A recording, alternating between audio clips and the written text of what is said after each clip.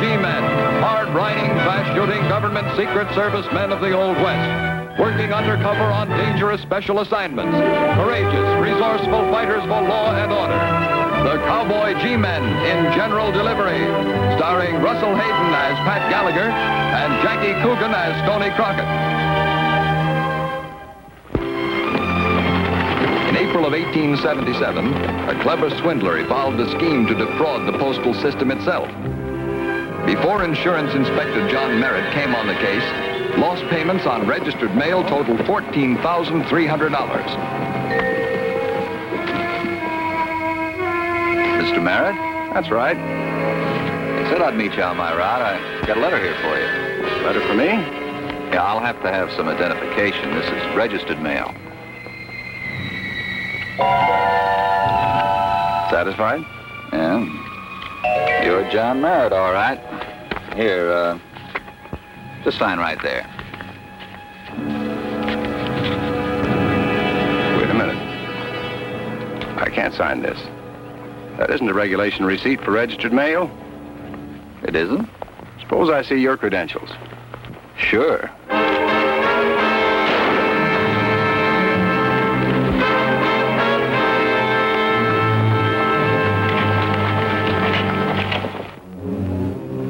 While en route to little Idaho mining town of Lost Gap, Inspector Merritt vanished, disappeared without a trace. The Post Office Department requested the help of governments. Inspector Merritt's strange disappearance brought my partners, Tony Crockett and myself, on the case. Our job, find out what happened to Merritt and why he disappeared.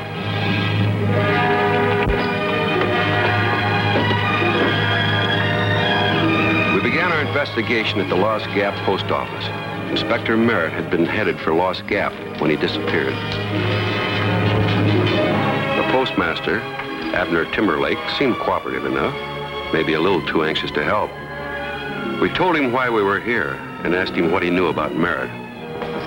Mr. Timberlake? That's right. My name's Gallagher, sir, and this is my partner, Mr. Crockett. How do you do? We're federal agents. It looks all right to me. We're here investigating the disappearance of Mr. Merritt. Well, I know the name of Merritt, that's all right, but that's about all. However, I knew that sooner or later they'd send a man out in the district office after my report. What report? Why, I told them all about the registered packages. Packages? How many? Oh, dozens of them, all shapes and sizes. Come in and I'll show you. Thank you.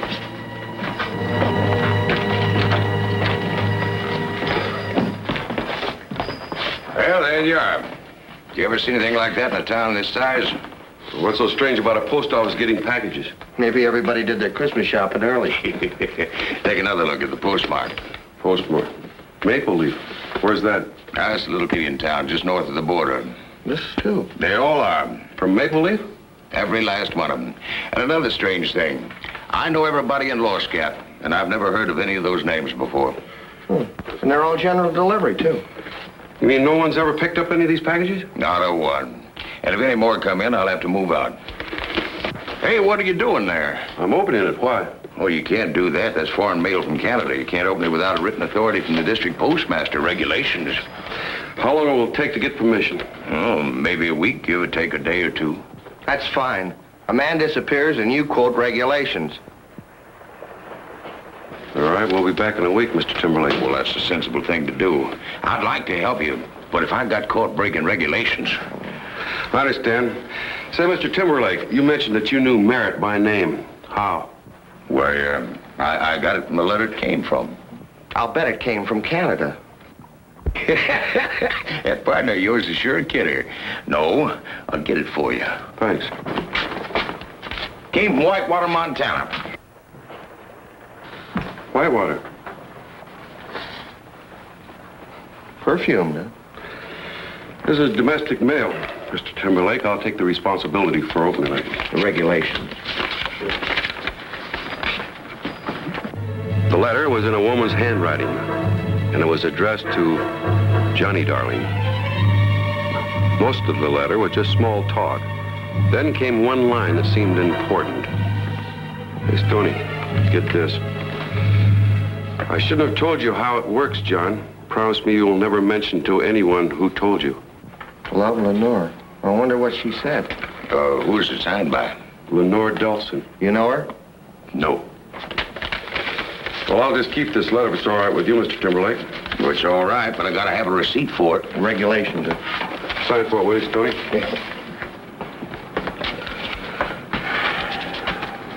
There you are, Mr. Regulations, and we'll see you in about a week. Goodbye, sir. Goodbye. Goodbye.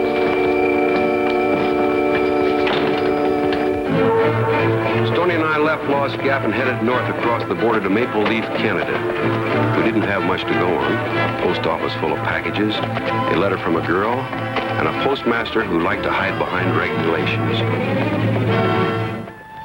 We'd already wired our headquarters that we were crossing the border and asked them to notify the Canadian officials to cooperate.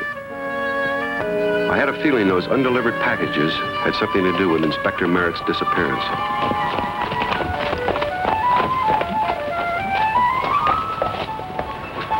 We got to Maple Leaf and rode up to the Royal Canadian Post Office. I tell you, Mr. McGill, something better be done. How can a man conduct a mail order business when his mail is always lost? We've done everything we can, Mr. Hudson. We've notified the American authorities. Your mail never reaches the Canadian border.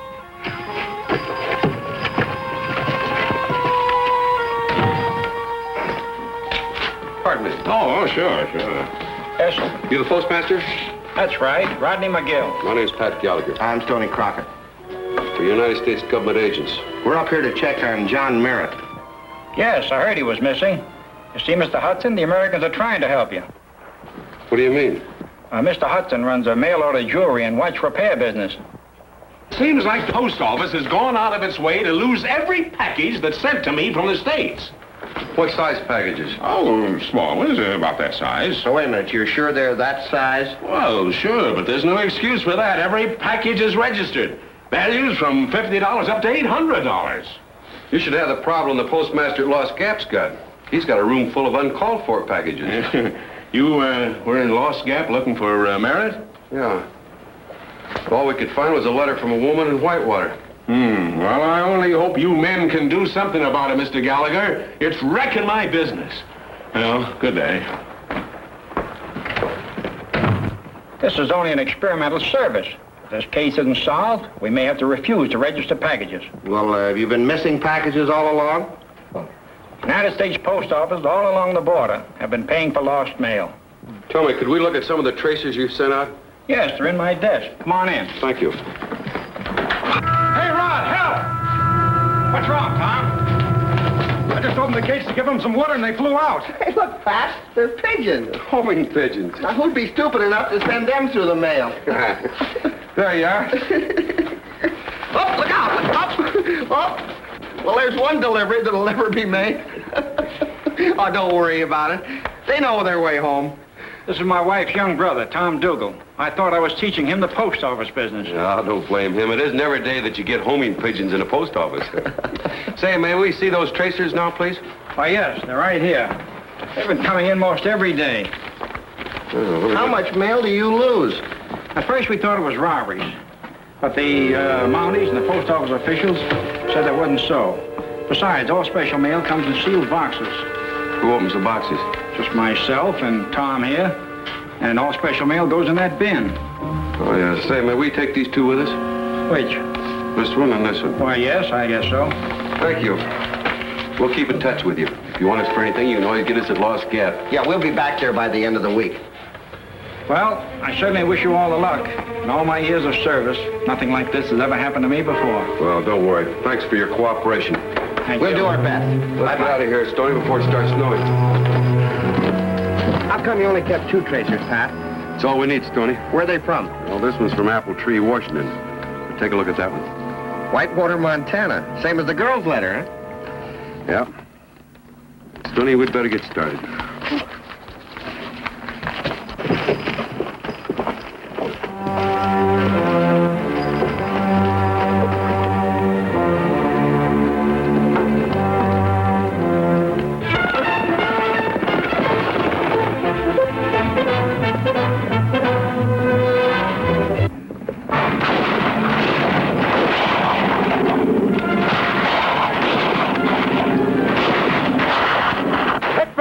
Stoney!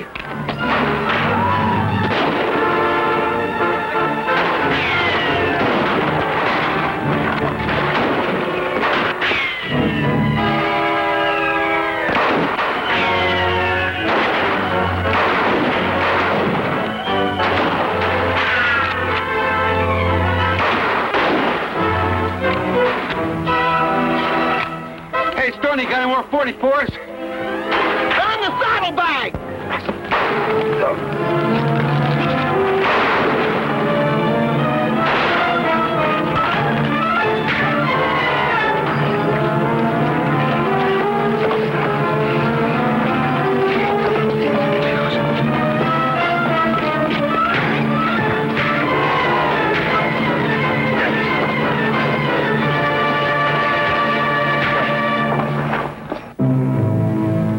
Get in here. Hold it. Or I'll blast your head off. Why, you...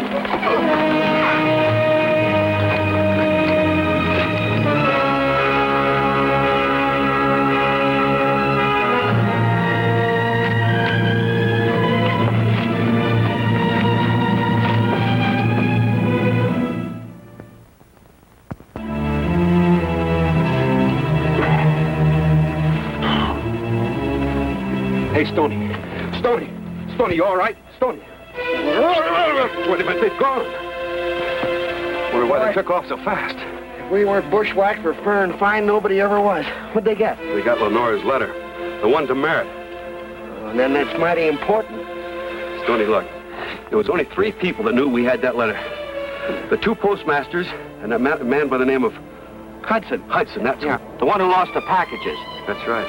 Yeah, I've got an idea. We're going to split up. Yeah? I'm going to call on Lenore Delson in Whitewater while... Wait a minute. How come whenever there's a woman involved, you always get the assignment? Maybe that's because I've got more hair. That's real pretty. Now, look. When you get to Apple Tree, Washington, get a package about the same size as the one that Hudson lost. Yeah? Mail it to this name and address. Uh-huh. I get it. And registered? Right. Now, I'll meet you in Lost Gap. Right. I wonder what's going to happen to that package I send. I don't know. But we should find out in not too distant future. Let's get our guns. On the way to Whitewater, I thought over what we knew so far. Some big pieces missing. But I was beginning to get a general idea of the mail fraud. Now, if Lenore Delson would just help us. Finding her was easy enough. Lenore had a little notion store and a gift shop on the main street of Whitewater.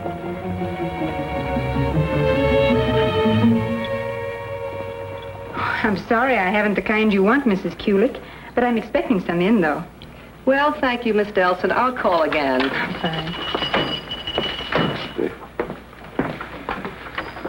Well, can I show you something? No, but you might be able to tell me something. Can I? What? I'd like to talk to you about the letter that you wrote to John Merritt. You're a detective? No, a government agent. My name's Gallagher. I'd like to know why and how John Merritt disappeared. Disappeared? Oh, then that's why I never heard from him. Oh, you didn't know? Well, I'm sorry that I'm the man that has to tell you. But I've got to ask you about one line in that letter. You said something that you didn't want something repeated. You remember what that was? I can't remember exactly what I said. Did John Merritt talk you into leaving one side and helping him? Maybe if I could see the letter, Why, certainly, my dear. Here it is. Take it. Read it. Take all the time you need. I wouldn't do that, Gallagher. Well, I guess that answers one of my questions, Hudson. What happened to Merritt? I think it answers, too. What happened to Merritt and what's going to happen to you. Come on, come along. Now you don't try anything. Apple tree apples. Help yourself.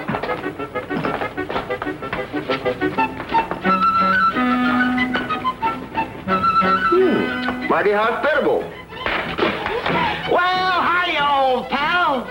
I might have known it. I'm in the apple country, and here is the worm. What are you doing here, old friend? Don't tell anybody, but this is the post office, and I'm going to mail this package.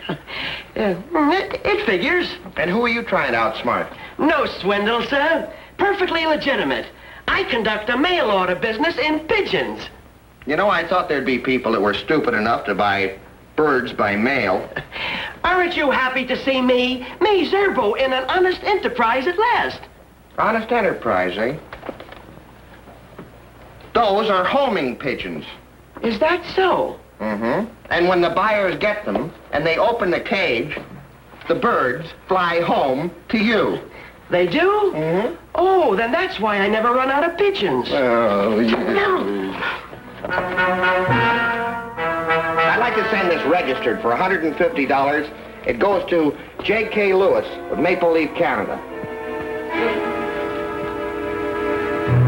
J.K. Lewis. Care for an apple?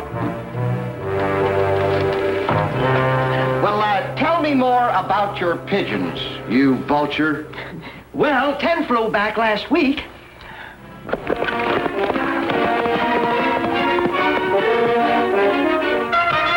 Oh, stop it! You'll kill him. No, not yet, my dear.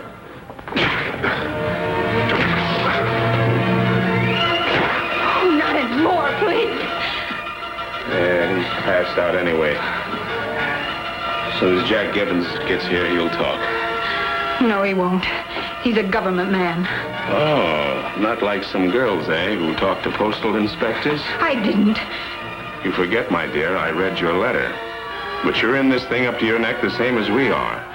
However, I might be induced to forgive and forget under certain conditions.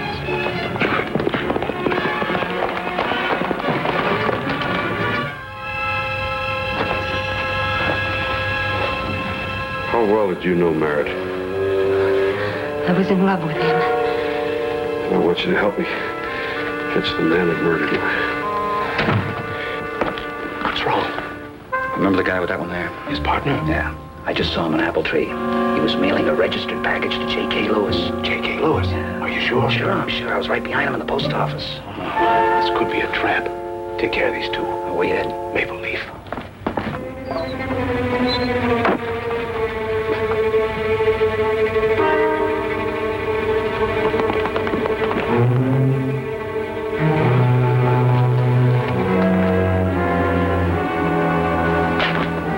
That's fine. Just fine. Everybody sit quiet and we'll get along.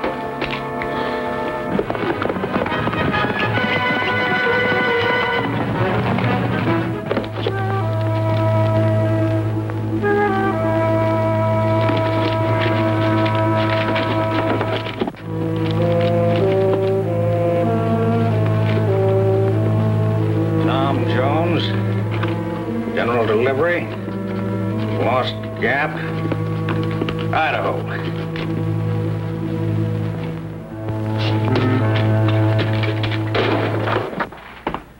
You have any general delivery mail for Crockett? That's CRO6. That's the man. He sent another registered package to J.K. Lewis after we paid the insurance on the first one. Oh, no.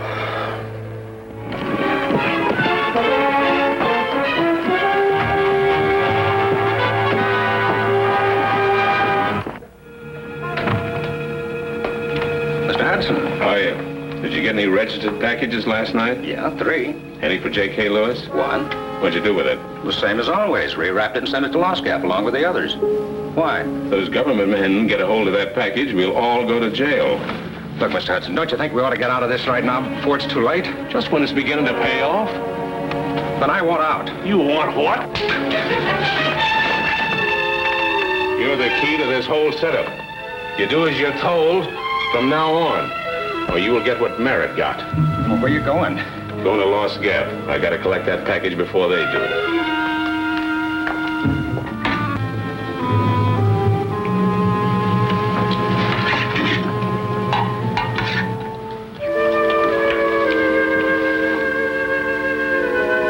Too hot? Oh, fine.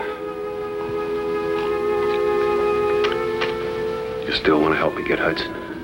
I told you I loved Merritt. Good. Then faint. What? faint. Hey, beautiful. More coffee.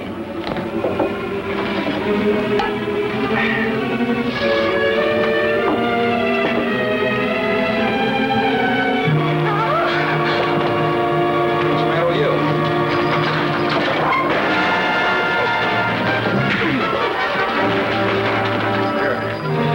Keep him covered.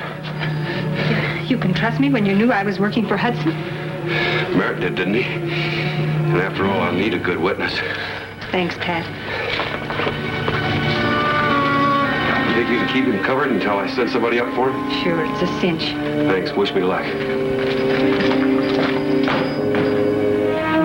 Things were moving to a climax now. I had the racket pretty well pegged, but we still needed evidence. I hoped Stoney would be able to do his part. I'd know soon enough.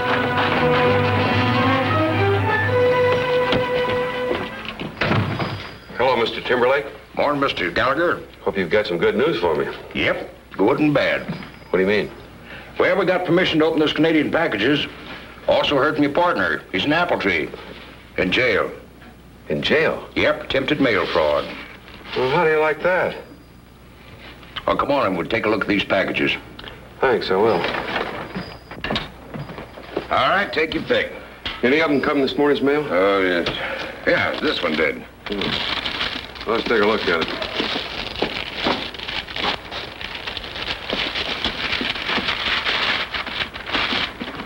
Well, I'll be doggone. Now we know what happened to all those registered packages. They were sent to Maple Leaf, rewrapped, and sent back here to you. Yep, and somebody collected up to $1,000 on every one of them. But can you prove it? I think I can. This package is the reason my partner's in jail. You see, he registered it in Apple Tree, Washington, sent it to Maple Leaf, Canada. They rewrapped it, and it winds up here. Pretty good evidence. Pardon me, I'm here to pick up a package for Tom Jones. Looks like one of those small ones. Hand them all over.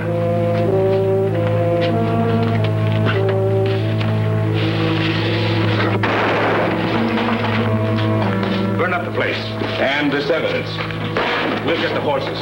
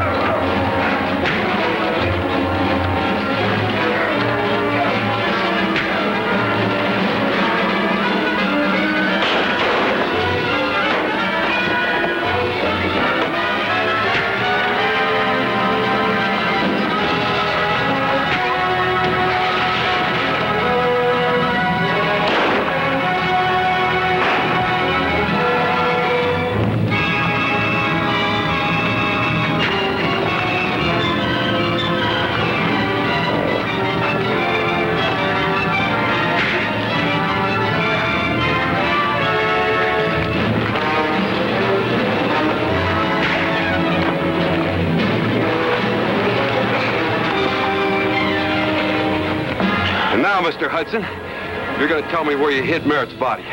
Come on.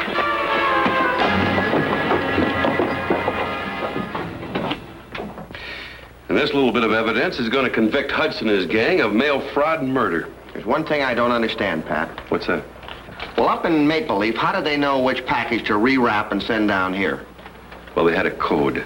3 letters in alphabetical order, like A.B. Collins or Frank G. Hudson. The one you sent was J.K. Lewis. When Dougal saw 3 initials in a row, he would hide the package and then send it to me. That's right. And Merritt knew about this racket before he talked to you. Hey, Stoney, tell me, how'd you break out of jail? I didn't break out. I was bailed out. Bailed out? Who bailed you out? Oh, a bald-headed little angel. You don't mean Zerbo. Yeah, and by the way, Pat, will you please give me $50? I gotta send it right back to him or he goes to jail. All right, Stoney. Well, while you're taking this back to Zerbo, I'll take Miss Delson back to Whitewater.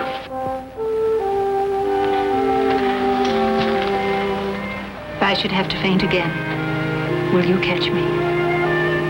What do you think? We better get started to Whitewater. In 1910, the United States Post Office established a system of parcel post, and in 1913, insured packages. Both services continue to this day.